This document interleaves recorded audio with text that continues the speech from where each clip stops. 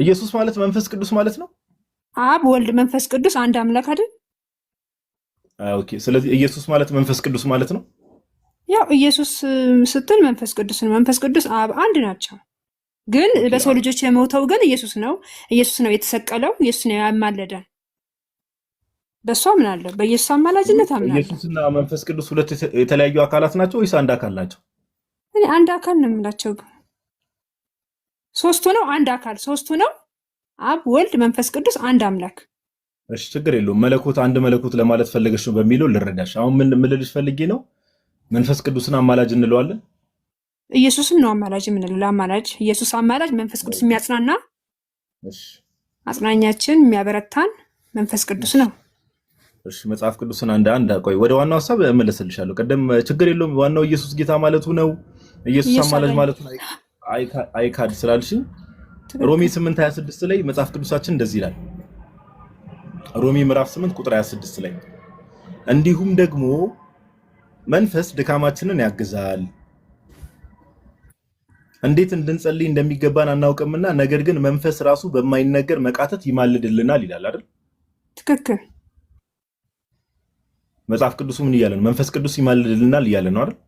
ያበረታናል፣ ይማልድልናል። አዎ። ስለዚህ መንፈስ ቅዱስን አማላጅ ብለሽ ትጠሪዋለሽ?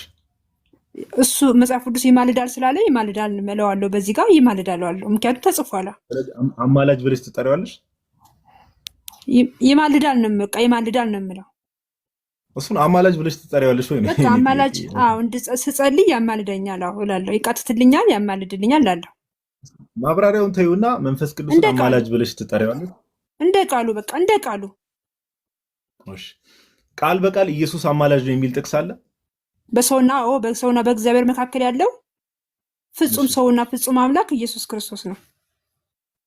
ቃል በቃል ኢየሱስ አማላጅ ነው የሚል ጥቅስ አለ መጽሐፍ ቅዱስ? አዎ በሰውና በእግዚአብሔር መካከል ያለው የሚለውስ ጥቅሱን ንገሪኝ። አንቺ የምታወሪው አንደኛ ጢሞቴዎስ ምዕራፍ 2 ቁጥር 5 ነው። ጥቅሱን ንገሪኝ ግን ኢየሱስ አማላጅ ነው ተብሎ የተጻፈበት እሱ ላይ በሰውና በእግዚአብሔር መካከል ያለው የዕለት ዘወትር የሚማልድልን ኢየሱስ ክርስቶስ ነው ይላል። እሺ ቃሉን እናንብበው። አንደኛ ጢሞቴዎስ ምዕራፍ 2 ቁጥር 5 ላይ እንደዚህ ይላል፣ አንድ እግዚአብሔር አለና በእግዚአብሔርና በሰው መካከል ያለው መካከለኛ ደግሞ አንድ አለ፣ እርሱም ሰው የሆነ ክርስቶስ ኢየሱስ ነው ይላል። በቃ እሱን አማላጃችን ነው። ምክንያቱም በተሰቀለ ሰዓት በቃ በመካከላችን ያለው ኢየሱስ ክርስቶስ ነው። በተሰቀለ ሰዓት ደሙን ባፈሰሰ ሰዓት የሚል ቃል የት አለ? እዚህ ጋር የሚማልድልን ይላል እኮ። እስኪ ወረድ በል የሚማልድልን ይላል። ድጋሚ ላምበው፣ ችግር የለውም። ባይዘው ይቅርታ አድርጉልኝና እህታችን፣ እኔ እንደ ሰው አከብርሻለሁ። ፕሮቴስታንቶች ግን ከመጽሐፍ ቅዱስ ነፃ ናቸው። እውቀት አይደለንም በፍጹም። ቆይሽ ላምብልሻ። ይኸው እዚህ ጋር እኮ አንድ እግዚአብሔር አለና በእግዚአብሔርና በሰው መካከል ያለው መካከለኛ ደግሞ አንድ አለ፣ እርሱም ሰው የሆነ ክርስቶስ ኢየሱስ ነው ይላል አይደል? በቃ መካከላችን ነው። በቃ እሱን አማላጅ የሚል ቃል አለ እዚህ ውስጥ። መካከልን በአማላጅነት አማላጃችን ነው ብለነዋል። መካከልነት ነው፣ ሌላ የለም አማላጅ።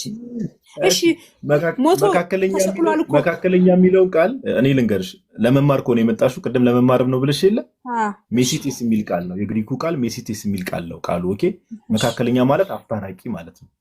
አስታራቂ ማለት ነው እንጂ አማላጅ ማለት አይደለም፣ ይለያያል። እሺ እናንተ ማርያም አማላጅ የምትሉት ሴት አለ የተጻፈው። ቆይ እህታችን ተረጋጊ። ለመማር ከሆነ የመጣሽው እያስተማርኩሽ እኮ። እሺ እያስተማርኩሽ፣ ተረጋጊና ስሚ። አሁን ምንድነው ቅድም ችግር የለውም። እኔ እኮ ወደዚህ የሚያመጣውሽ ርዕሳችን ይሄ ሆኖ ሳይሆን ኢየሱስ አማላጅ ኢየሱስ ጌታ ነው የሚለውን ነገር ኢየሱስ አማላጅ ነው የሚለውን ነገር እስካልካደ ድረስ ስትይ ኢየሱስ አማላጅ ነው የሚል ትምህርት መጽሐፍ ቅዱስ ላይ እንደዛ የለም። ይማልድልናል የሚለውን ይዘሽ ከሆነ ስለ መንፈስ ቅዱስም እንደዛ ተብሎ ተነግሯል። ምን ለማለት ፈልጎ ነው የሚለውን ነገር ማብራሪያ እንሰጣለን። አሁን ለጠየቅሽኝ መጨረሻ ላይ ለጠየቅሽኝ ጥያቄ ደግሞ አንድ ነገር ልንገርሽ። ስላሴ የሚል ቃል አለ መጽሐፍ ቅዱስ ላይ? የለም። ግን የስላሴ አማኝ ነሽ? እኛ ስላሴ በሚል ሰዓት አብ ወልደ መንፈስ ቅዱስ ነው የምንለው። በስላሴ ታምኛለሻል?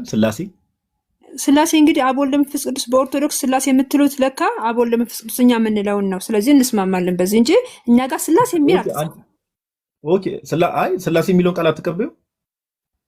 አይ ስለሚመሳሰል ስላሴ የሚል መጽሐፍ ቅዱስ ላይ የለም። ግን እናንተ እኔ ኦርቶዶክስ ሆኜ ሳየው ስላሴ የምትሉት እኛ አብ ወልድ መንፈስ ቅዱስ አንድ አምላክ የምንለውን ለካ የምትሉት፣ ስለዚህ ተመሳሰልን ማለት ነው።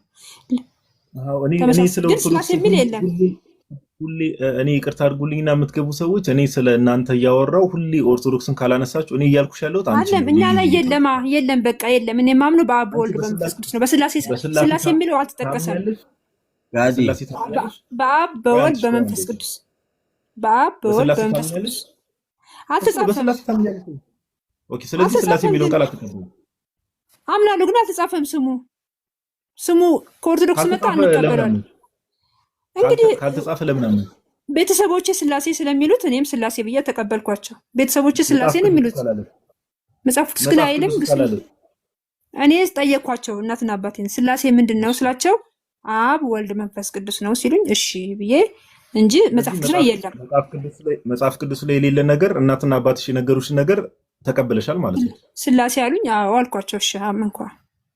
ስለዚህ መጽሐፍ ቅዱስ ላይ የሌለ ነገር ከእናትና ከአባትሽ ተቀበለሻል። እኛ መጽሐፍ ቅዱስ አንብቤው አላውቅም። እኔም ስላሴ የሚባል አንብቤ አላውቅም። ግን አብ ወልድ መንፈስ ቅዱስ ማለት ስላሴ ማለት ነው ሲሉኝ እሺ አልኳቸው።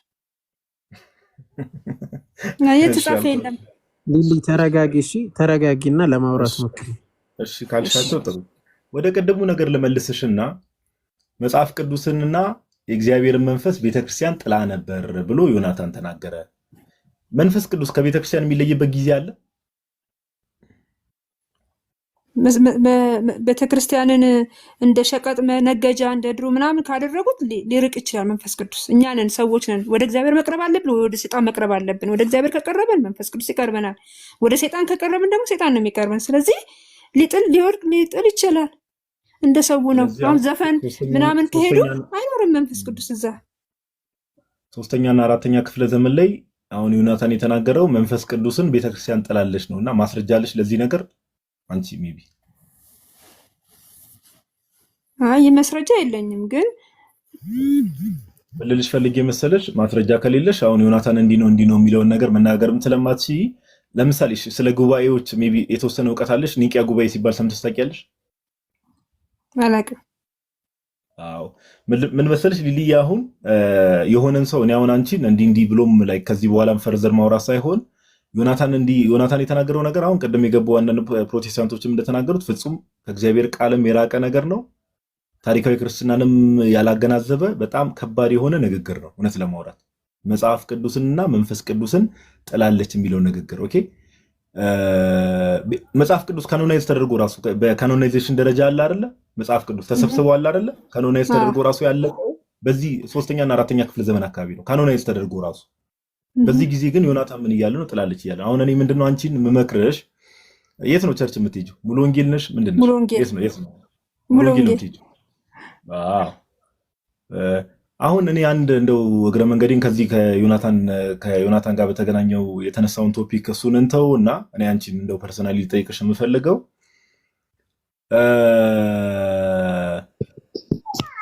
ዋናዎቹን ላይክ ሪፎርመሮች ታውቂያቸዋለሽ? ዋናዎቹ እነ ማርቲን ሉተር ታውቂያቸዋለሽ? መጽሐፍ ቅዱስን ሪፎርመሮቹ እነ ማርቲን ሉተር እነ ጆን ካልቪን ምናምን ሲባሉ ሰምተሽ ታውቂያለሽ? ማርቲን ሉተር ሲባል ሰማለሁ፣ ግን መጽሐፍ ቅዱስ ነው ምናምን እናነበው። ማርቲን ሉተር ሲባል ግን ሰማለሁ። ኦኬ፣ አይ ጥሩ። እሺ አሁን እዛ ላይም እንዳልጠይቅሽ እዛ ኤሪያ ላይ ብዙ እንትን ሄደሽ ነው። እሺ መጽሐፍ ቅዱስ 66 ነው የምትቀበይው አይደል? አዎ። ማን ነው መጽሐፍ ቅዱስ 66 ብቻ ነው ብሎ የነገረሽ እህታችን ሊሊ? 82ቱም ጋር እኮ አንድ ነው እኮ፣ የእናንተም ጋር አንድ ነው። 81 ለማለት ፈልገሽ ነው? ለምሳሌ ኦርቶዶክስ ቤተክርስቲያን የምትቀበላቸው እናንተ ማትቀበሏቸው ኦልሞስት 15 መጽሐፍት አሉ እናንተ ማትቀበሏቸው። እናንተ እኮ ለምንድን ነው ከ1 እስከ 30 ለኢየሱስ የማትሰጡት? ቀኑን ጠቅላላ ለኢየሱስ መስጠት አለባችሁ። ኢየሱስ እኮ ሞተዋል። ኢየሱስ እኮ ተሰቅሏል፣ ተሰቃይተዋል። አንድ ኢየሱስ፣ ሁለት ኢየሱስ መሆን አለበት። ለምን ኢየሱስ ካሳዘናቸው ሞቶ ተሰቅሎ ደሙን አፍስሶ እውነት ለእኛ ማውራታችን እኮ ኢየሱስ ነው እኮ። ለምን አሰጡትም ለኢየሱስ ሁሉንም ቃል? የዋንስ እመቤቴን ልብሽ ቀን ልብ ያለው ሰው ያስታውቃል ከንግግሩ ጌታ በሚያውቀው። እኔ ሜቢ አሁን አንቺን እንዲህ ብዬ ቅድም ያነሳሁትን ሀሳብ እንትን ልበልና እኔ ሜቢ ወንድሞች የሚጨምሩት ነገር ካለ ቅንነትሽ ደስ ይላል። እግዚአብሔር በሚያውቀው ቅን የሆነ ሰው ያስታውቃል ከንግግሩ። ኦኬ ምን ልልሽ ፈልጌ ነው፣ አሁን መጽሐፍ ቅዱሱ 66 ብቻ ነው የሚለውን ነገር ለምሳሌ አሁን ይሄ ለምሳሌ መጽሐፍ ቅዱስ ነው አጠገብ ያለው መጽሐፍ ስላነሳሁት ነው። ኦኬ ይሄ መጽሐፍ ቅዱስ አሁን አንቺ 66ቱ መጽሐፍት ነው የምትቀበዩ። 66ቱ መጽሐፍት ብቻ ናቸው የእግዚአብሔር እስትንፋስ ያለባቸው ብሎ የነገረሽ ማን ነው ሊልዬ? ራእይ ላይ እኮ ከያዝነው መጽሐፍ ቅዱስ ውጭ የጨመረ የቀነሰ ይላል። ራእይ ላይ እንዳንጨምር እንዳንቀንስ ያዘናል። አዎ ከዚህ ከተጻፈ አትለፍ አይነት ነገር ይልና በዚህ ላይ የጨመረ ከህይወት ዛፍ ከህይወት እንትን ይቆረጣል የሚል ሐሳብ አለ። አሁን የኔ ጥያቄ ራእይ ላይም ያለው እንደዛ ብሎ ሲጻፍ ለምሳሌ ራእይ ላይ ያለው አውዱን በኋላ አብራራልሻለሁ ከፈለግሽ ከዚህ ጋር የሚገናኝ አይደል? ግን እንደዚህ ቢሆን ራሱ አንቺ በፈታሹ መልኩ ቢሆን ለ66ቱ እንደተነገረ በምን አወቅሽ ነው ጥያቄ። ያው ጴንጤ ሆኜ ስከተል ይሄ መጽሐፍ ቅዱስ ነው የሚከተሉት። ስለዚህ ያው ከአባቶቻችን የመጣ ስለሆነ እኔም ጴንጤ መሆኔን ሳቅ ወደዚህ ስገባ ይሄ መጽሐፍ ቅዱስ ነው ያገኘሁት። ከቸርች ስጦታም ሲሰጥ ይሄ መጽሐፍ ቅዱስ ነው የሚሰጠን። ስለዚህ ቤተክርስቲያን ስጦታ ሰጣሽ ነው ማለት ነው 66ቱ ማለት መጽሐፍ ቅዱስ በገዛም ሄጄ 66ቱን ነው የምገዛው። ስጦታ በስጦታ መልክም ያገኘሁት 66ቱን ነው። ስማርም መመሪያቸውም 66ቱ ነው። ስለዚህ እንዴት ላድርግ? የቤተክርስቲያኑ ነው እንግዲህ። ወደ ኦርቶዶክስ ቤት ደግሞ ምናልባት 81 ነበር። አዎ ጠይቀሽ ታውቂያለሽ? ግን 66ቱ ከየት መጣ ብለሽ ለምሳሌ ጠይቀሽ ታውቂያለሽ? ግን ሊሉ 81ዱ የኦርቶዶክስ ነው ታሉኝ፣ 66ቱ ደግሞ የጴንጤዎች ነው። ከየት ነው የመጣው የሚለውን ጠይቀሽ ታውቂያለሽ? ሜይ ቢ ከየት ነው የመጣው ማን የሰጠን ይህንን መጽሐፍ የሚለውን? አይ ጠይቄ አላውቅም። አዎ በቃ እንደ አሳይመንት እሱን ያዢና ጠይቂ፣ ፎሎ አድርጊንና እንደዚሁ በቀንነት ደግሞ ሜይ ቢ አንዳንድ የምታነቢውንም ነገር ምናምን ሼር እናንተ ደግሞ ከ1 እስከ 30 ለኢየሱስ ስዕል እንትኑም ደግሞ እሱ መቅረት አለበት። ጥሩ ነው የምትመጣችሁ። ግን አሁን ችግሩ ምን መሰለሽ? በቀንነት እናወራና ሊሉ በቀንነት እናወራና ልክ የሆነ ቦታ ላይ ልክ መጨረሻ ላይ የማይሆን ነገር ተናግራችሁ ለመውጣት ስትፈልጉ ደግሞ በጴንጤ ኦርቶዶክስ ማንሆንበት ዋናው ምክንያታችን ከ1 እስከ 30 ለኢየሱስ ስጡት ነው። በቃ የኛ ችግር ስዕላት ተከልክለዋል። የኛ ችግር ለምን ለምን መጽሐፍ ቅዱስ ላይ ስዕላት ተከልክለዋል ሊሉ? ያው ጴጥሮስ ሲሰብክ እንደዛ ሁሉ እየተንከራተተ ሲያስተምር የነበረው እነ እስጢፋኖስ ምናምን ሊሉዬ ስዕል አላሉማ። ስዕል አላሉም እነሱ። ስዕላት ተከልክለዋል ወይ ነው ጥያቄ። ስዕል የሚባል አይታወቅም። በዛን ጊዜ ተከልክለዋል አልተከለከሉም? ቀለጥ አይታወቅም። ለማይታወቅ ነገር እንዴት ተከለክላል? አይታወቅም። ሰው እንደ ስዕል አይስልም።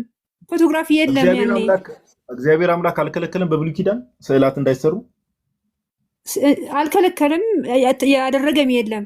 ሕግ አልወጣም ለስዕል ያደረገ የለም። ስዕል ሳሌ የለም። ኦርቶዶክስ እግዚአብሔርን እሱን ነገር እናንተ ምን ትበሉበት? አሳይመንት ውሰዱና ስዕል በቃ መቅረት አለበት። አንዴ ተረጋጊች ሊሉ ተረጋጊ። አሁን እኔ ልክ የሆነ ፓርት ላይ የማታውቁት ነገር ሲነሳ ቆይ አንዴ ረጋ በይና የማታውቁት ችግር የለውም። የማታውቁት ፓርት ሲነሳ በጣም ትሁት ትሆኑና ልክ የሆነች ነገር ያገኛችሁ ሲመስላችሁ አይደለም። እኛ እኮ ጴንጤ ኦርቶዶክስ እንዳልሆነ የከለከለን ነገር ነው ይሄ። ምን እናድርገው? ሙሴ ኦሪት ዘጸአት ምዕራፍ 35 ላይ እግዚአብሔር አምላክ ኪሩቤል መላእክት ናቸው አይደል ሊሉ? ኦሪት ዘጸአት ምዕራፍ 25 ቁጥር 18 ላይ 2 ኪሩቤል ከተቀጠቀጠ ወርቅ ስራ በስርየት መክደኛውም ላይ በሁለት ወገን ታደርጋቸዋለህ ብሎ አዞታል አላዘዘው? አዞታል። ኪሩቤል መላእክት ናቸው አይደል? አዎ። መላእክትን ከተቀጠቀጠ ወርቅ ስራ ብሎታል አላለው? ብሎታል። እግዚአብሔር ሙሴን ካዘዘው ታዲያ እኛ ክርስቲያኖች ስዕላትን እንዳንስል ማን ይከለክለናል? ሳሉ አላለማ እንዴ ሙሴን እኮ አለው እያልኩሽ ነው እኮ። በቃ እሱ የራሱ ነው አለፈ ሳለው በቃ ለሆነ ነገር ቅርጽ ስራ ነው። ግን ለእናንተ ግን ስዕል ሳሉ አልተባለም። ተው ይሄን አስተካክሉት። እግዚአብሔርን በቃ ስዕልን መተው አለባችሁ። ለመሰለ ቤተሰቦች ይሳለሙታል እኮ እግዚአብሔር የሚመስላቸው። እሺ አንዴ ተረጋጊ ፕሊዝ ተረጋጊ። የኔ ወንድም እኮ እግዚአብሔር ነው ይለዋል ራሱ ስዕሉን እግዚአብሔር ነው የሚለው። ሊሉዬ ተረጋጊሽ። አሁን ስሜታዊ አትሁኝና ረጋ በይና ሙሴ አድርጎት ለሙሴ የተፈቀደ ነገር እኛ ክርስቲያኖች ስናደርገው ኃጢአት ነው ማለት ነው። ሙሴ አድርጎት ለእኛ የሚከለከል ነገር አለ አለም? ለእስራኤሎቹ አርጉ አላለማ? አርጉ፣ ስዕል እየሳላችሁ ቤታችሁ ላይ ስቀሉ፣ ግድግዳችሁ ላይ ስቀሉ፣ ጸልዩለት አልተባለማ? አላለም እኮ። ይቅርታ እንግዲህ አላለም። እሺ አላለም። ምን ላድርግ እንግዲህ። ሊሊ ይሰማሻል? ይሰማሻል? የሚሰማሽ ከሆነ ለምሳሌ ሰለሞን ስዕል ስሏል አልሳለም? ቅርጽ ነው እንጂ ስዕል አልሳለም። ቅርጽ ነው የቀረጸው። ምስል አልሳለም። ምስል አልሳለም። አይ እንዴ ይኸውልህ ባላቁት መንገድ እኮ ራሳቸው እግዚአብሔር ነው እያሉ ይስሙታል እኮ። ለምን ይሳማል? መሳም አለበት። አንድ ላሳይሽ ሊሊ መኩ እሱን ጥቅስ አሳያታለህ። ሊሉ ግን አሁን ወደ ቁም ነገሩ እንመለስና እኛ እንደው እየሳቅንም እያለፍንሽ ያለ ነው። እግዚአብሔር በሚያውቀው እንዳልኩሽ እኔ ሰው መናቅ ምናምን ነገር አልወድም በባህሪ ወንድሞችም አይወዱም። አመሰግናለሁ። ግን ብዙ ነገር ላይ ያለሽ እውቀት ስለ ኦርቶዶክስ ቤተክርስቲያን በጣም ብዙ ነገሮች ላይ የተዛባ ምልክታ ነው ያለሽ። በቃ ስዕሏና ከ1 እስከ 30 ለኢየሱስ መስጠት አለባችሁ። ኦ ማይ ጋድ ለምንድን ነው ጴንጤዎች ግን ረጋ በሉ እንጂ ረጋ በሉ። አሁን እኮ ጫና አድርገን ብዙ ነገሮች ላይ ጥያቄ ጠየቅንሽ ሊሉ በጣም በትህትና ነው ያወራሁሽ። ብዙ ነገሮች ላይ ስጠይቅሽ ብዙ ነገሮች ላይ እውቀት የለሽ ብዙ ነገሮች ላይ ኦኬ። አሁንም የታገስንሽ ምንድነው አትሊስት አምብል ሆነን በቃ ብዙ ነገሮች ላይ እውቀት ስለሌለሽ እውቀት የሌለውን ሰው ደግሞ ብዙ ነገር ላይ ኖሌጅ የሌለውን ሰው ደግሞ ዝም ብሎ እንደው አንቺናው ብናስጨንቅሽ መልስ የማታገኝላቸው 1 ሚሊዮን ጥያቄ ልጠይቅሽ ይችላል። 1 ሚሊዮን ጥያቄ እዚህ ኦን ዘ ስፖት ኦኬ። መልስ የሌለሽ መልስ ማትመልሽለት ነገር ግን እኛ አፕሮቻችን እንደዛ አይደለም።